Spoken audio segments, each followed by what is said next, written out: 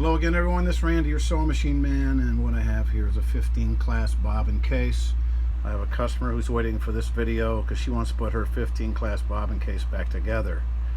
And I have been told a couple of times that I always jump in here and assume that everybody knows what I know, and I don't start at the beginning, and I give people instructions that I'm thinking, well, maybe they know this, maybe they don't. Well, I'm going to assume that there's people who don't know how to put these back together, because there's a trick to it and there's no shortcuts. So it's got this type that's got the slot this way, and there's other kinds that have the slot off to the side, but basically the screw is the challenge. Customers will loosen the screw because they think they're going to solve a problem, and this screw in the book shows turn it this way, turn it that way, but I discourage my customers from turning the screw. I tell them to leave this screw alone unless I'm on the phone with them and I'm walking them through the instructions on how to do it. That little screw right there comes out, and if you're lucky, you hang on to it. Otherwise, you'll have to go to Sewing Parts Online and grab it. This one actually stays in the spring, which is nice. And let's see if it's going to fall out here so we can illustrate it. When you want it to come out, it won't. Let's see if we can get it. There it is. See it? Screwdriver is magnetic, so it's going to stick to it. It's a tiny little screw. They don't have them at Home Depot or Lowe's or Ace Hardware, so you have to get it at Sewing Parts Online. So what you have to do to put this back together, and I have this piece of laminated paper here because if this thing falls even in carpet or any kind of a surface that's not flat like this, you'll lose it and it's gone, and then you have another problem other than getting it back together. Always want to clean this off under here.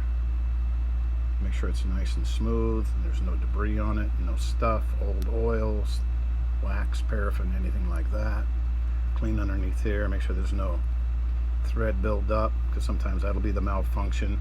If you turn your screw as tight as it'll go and you still have no tension, that means there's a buildup of thread or debris or lint or fuzz under there. Now, to put it back together, this goes in this little slot here. People try to put it on like that, it won't work. It's got to slide down in that slot. And then you have to line this hole up 100% symmetrically perfect. It can't be close. It's got to be money. You have to be able to line that up just exactly straight. Let me get my screw off of there before I fling it. See, it's a little bit off, so you want to line it up so it's absolutely perfectly lined up. And the fun part is taking your screw. People ask me why I have long fingernails. It's for screws like this. Sometimes you can use your fingernail to get started, but I would use a screwdriver. Different kind of screwdrivers you can use, but it's a very light touch. This is a finesse move. There's no brute force required. You put it in the slot, you turn it to the left to get it to, just like you're putting the jar lid on. You make sure it's flat and flush, and you get it started. You see, it did not start. I thought it was good to go, and I was about to rejoice because these are hard to get in. Put a little pressure on it, get it started. It's snapping and popping, which means it's not getting started. Okay, there it went. Now it's in there. Loosen it. Make sure it's not cross-threaded.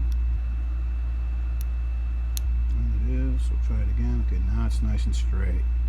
You can tell when you start to put it, if it goes pop, pop, pop, it's not straight, it's cross-threaded. So now it's in there. Now you can put your bobbin in and test your tension, give it a pull, make sure it's not too tight. Generally, it's going to be not a real tight pull on it. Always put the bobbin in so it's turning counterclockwise to the opening, up through the hole. You give it a tug. Don't have a lot of pull on it. Yeah, that's just about right. As far as screwdrivers, the Singer screwdriver, this is a great little one right here. It's part number 120378. You can find one of those, it's awesome. You can get these with a lot of machines. You get these with a lot of machines. This is the old school one from back in the day. But the idea is to have this tiny point so it'll fit on there and you can make it work. The size of the screwdriver is critical. Don't lose the screw. And if you do lose a screw, let's see. See if we can't tell. There it is right there.